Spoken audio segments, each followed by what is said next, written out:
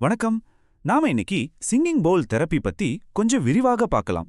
இந்த ஒலி சிகிச்சை முறைனா என்ன, அது எப்படி நம்ம மன அமைதிக்கு உதவுதுன்னு சொல்லப்படுதுன்னு வாங்க நாம சேர்ந்து தெரிஞ்சுக்கலாம். கொஞ்சம் யோசிச்சு பாருங்களேன். நம்மள சுத்தி எந்நேரமும் சத்தம், டென்ஷன், மன அழுத்தம், ஒரு நிமிஷம் கூட நிம்மதியா இருக்க முடியல. இந்த பரபரப்பான வாழ்க்கையில நமக்கான உள் அமைதியை கண்டுபிடிக்கிறது எவ்வளோ பெரிய சவாலா இருக்கு இல்லையா? சரி, இந்த அமைதியை தேடுறதுக்கு ஒரு வழியாதான் இந்த சிங்கிங் பவுல் தெரப்பி இருக்குன்னு சொல்றாங்க. இதோட ஐடியா ரொம்ப சிம்பிள். சவுண்ட் வைப்ரேஷன்ஸை வச்சு நம்ம உடம்புல இருக்கிறதா சொல்லப்படுற எனர்ஜி சென்டர்ஸ், அதாவது சக்கரங்களை பேலன்ஸ் பண்றது தான் இந்த தெரப்பி. ஆமா, அதான் இதோட மெயின் கோல். நம்ம உடம்புல இருக்கிற ஒவ்வொரு எனர்ஜி சென்டரும் ஒன்னோட ஒன்னு சிங்க் ஆகி ஒரு ஹார்மோனில வேலை செய்யணும். அப்படி செஞ்சா நமக்கு உடம்புலயும் சரி மனசுலயும் சரி ஒரு முழுமையான அமைதி கிடைக்கும். அதுதான் இங்க இலக்கு. ஓகே, கேட்க நல்லா இருக்கு. ஆனா வெறும் சத்தம் கேட்டா எப்படி நம்ம உடம்பும் மனசும் குணமாகும்? இதுக்கு பின்னாடி என்ன ப்ராசஸ் இருக்குன்னு சொல்றாங்க. வாங்க அதையும் பாத்திரலாம். இந்த ப்ராசஸ 4 ஸ்டெப்பா பிரிச்சு சொல்றாங்க.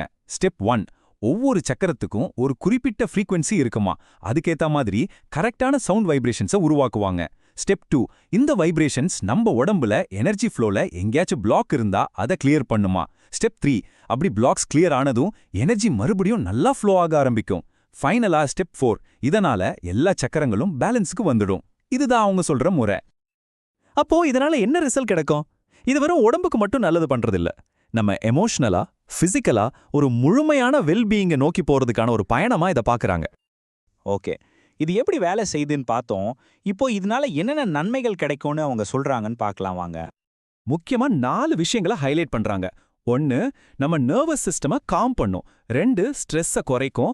3, முள்ளுக்குள்ள இருந்து ஹீலிங்கை ப்ரொமோட் பண்ணும்.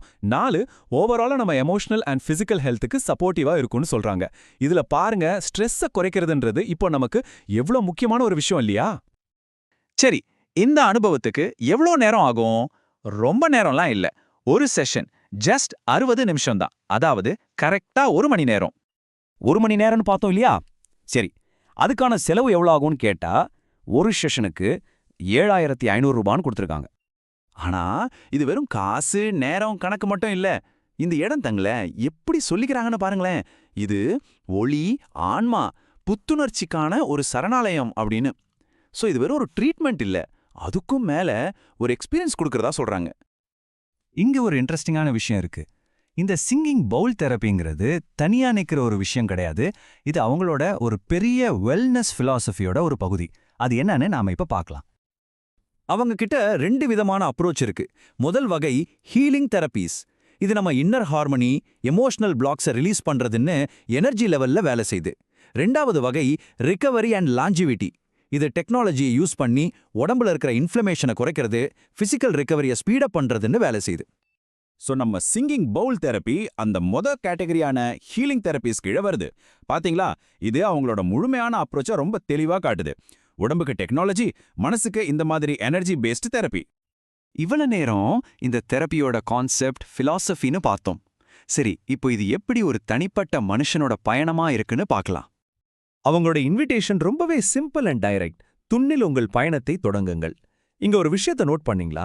அவங்க திரும்ப திரும்ப ட்ரீட்மெண்ட்ங்கிற வார்த்தைக்கு பதிலா பயணம், அதாவது ஜேர்னிங்கிற வார்த்தையை யூஸ் பண்றாங்க.